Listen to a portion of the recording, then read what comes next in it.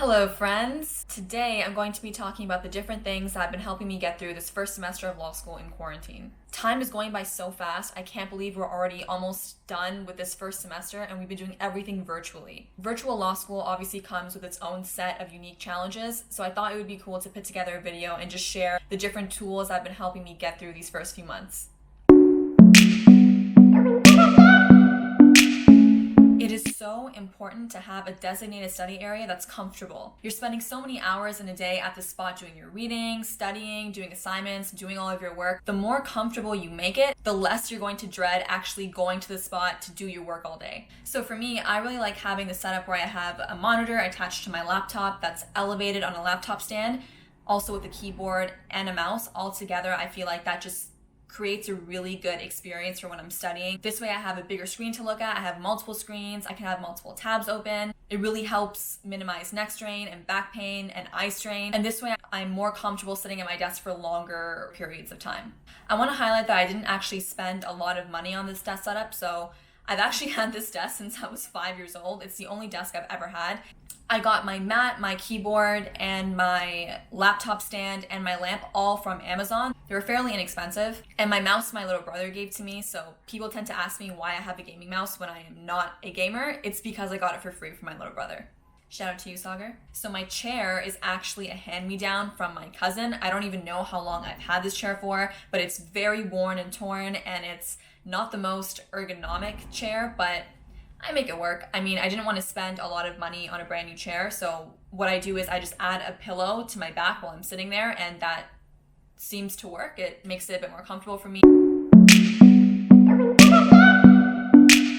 So my glasses are a really important thing that's been getting me through quarantine and just this increased screen time that we're all dealing with because of being inside all the time. I went to the eye doctor recently and it just made me realize how important it is to consider our eye health and to be doing whatever we can during this time to minimize eye strain as much as possible and just keep your eyes healthy. Since I've started school, I've noticed that I've been having increased headaches and migraines because I'm staring at the screen for so long, and it got to a point where it was impacting my work because I wouldn't be able to stare at a screen for more than like 20 or 30 minutes without having a major headache that would impact me studying and doing my work. So there's a few things that I do to minimize any eye strain or discomfort. First is obviously making sure I'm wearing my glasses whenever I'm studying or I'm at a computer. If I even look at a computer screen for more than 5 or 10 minutes without my glasses, I'll automatically get a headache, and then that just kind of ruins my whole day. I put my monitor on eye saver mode just so the light isn't as harsh on my eyes. Lighting is also something that I've been trying to be more aware of. So I always try to make sure that I have good lighting while I'm studying. Every 20 or 30 minutes of work, I'll take a pause, I'll look somewhere else for like 20 to 30 seconds,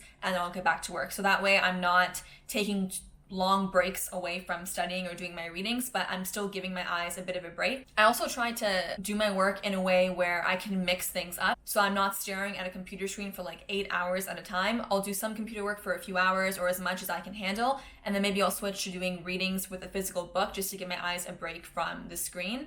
For some of my classes, professors will do pre-recorded videos or podcasts even, so it's nice to give my eyes a break but not necessarily have to break from getting my work done. Hear the noise from outside, but if you can, I'm really sorry.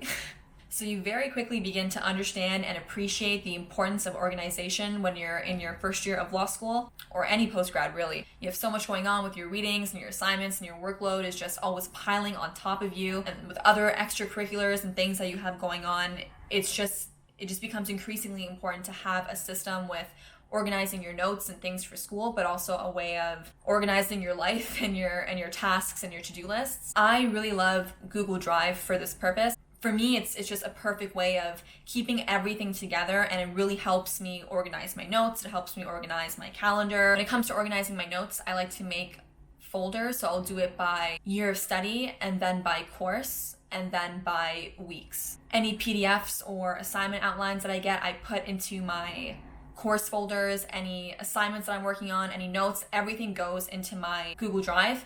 And that's because I really like that Google Drive is a cloud storage solution, so I can access it from anywhere. Okay, so I had to change where I was sitting and also put some lights on because It's starting to get dark outside. I'm not sure if this is better or worse than it was before, but we're just gonna go with it. Anyways, legal research is one of the most important things for any law student or any lawyer. You're spending a majority of your time doing legal research. That's why it's one of the most crucial skills for any law student or lawyer to have. It's why it's one of the first courses that you learn when you're in law school. So I've been using QuickLaw as a LexisNexis product, and it's essentially a database for legal research. You can search up a variety of cases on QuickLaw. You can do research based on both primary and secondary sources. There are so many features on this platform, and it just really helps to make legal research and reading cases so much more efficient and so much easier. To give you an idea of the different ways that you can use QuickLaw and the benefits that it has, let's go through 3 quick tips on how to use QuickLaw. Halsbury's Law of Canada is a national encyclopedia of Canadian law that was published by LexisNexis Canada. It covers federal, provincial, and territorial coverage, and it's the only Canadian legal encyclopedia that covers all 14 jurisdictions. Summaries are so important. Summaries have been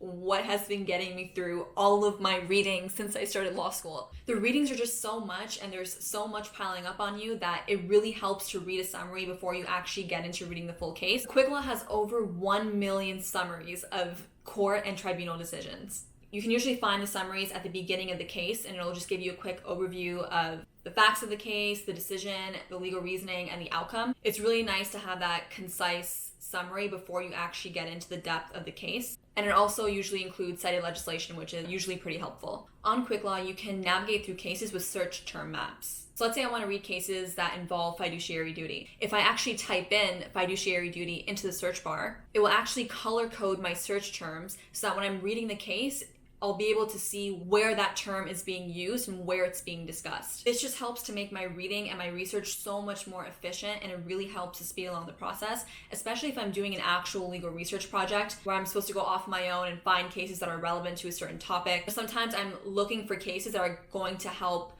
back up my argument for a certain assignment. If I already know what I'm looking for, the search term maps really helps me to filter whether that case is going to help me for the purposes of my assignment. I think most students in Canada get access to LexisNexis while you're in school. Really awesome getting to navigate through the platform and learning how to use it. Like I said, it's just really been making my experience so much better with my readings and my assignments.